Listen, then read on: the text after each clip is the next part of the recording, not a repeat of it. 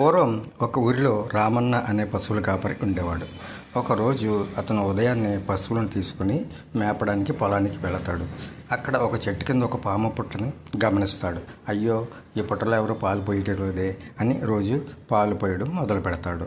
కొన్ని రోజులకు ఒకసారి పాము ప్రత్యక్షమై, రామన్న, నీ మంచి మనసుకు మెచ్చాను, ఇంకో ఈ 2 గుడ్లు తీసుకొని జీవితాన్ని హ్యాపీగా సుఖంగా సాగించు అని చెబుతుంది.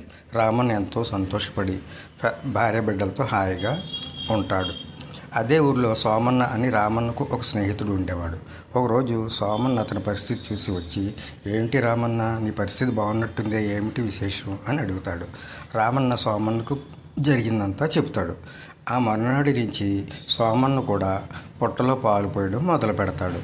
కొన్ని రోజులకు పాము ప్రత్యక్షమై, సోమన్న, నీ మంచి మనసుకు మెచ్చాను, ఇదిగో ఈ 2 గుడ్లు తీసుకుని జీవితాన్ని హ్యాపీగా కొనసాగించు అని చెబుతుంది.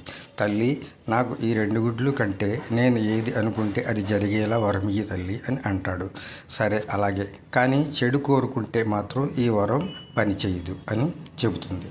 సోమన్న తన ఇల్లు భవంతిలా మారాలని కోరుకుంటాడు. చక్కని భవంతిగా మారుతుంది. ఇంట్లో ఫ్యామిలీలో పిల్లలు అందరూ కూడా ఎంతో సంతోషిస్తారు. సోమన్నకు అహంకారం పెరుగుతుంది, ఎవరితోనూ మాట్లాడడు.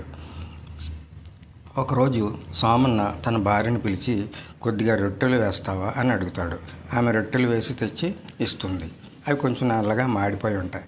ఏమిటి ఇలా రొట్టెలు మారిపోయి, నీ ఇల్లు తగలయ్యా అని తిడతాడు. వెంటనే అతని ఇల్లు, డబ్బు, బంగారం అన్నీ కూడా తగలబడిపోతాయి. అతను పశువుల కాపరిగా మారతాడు.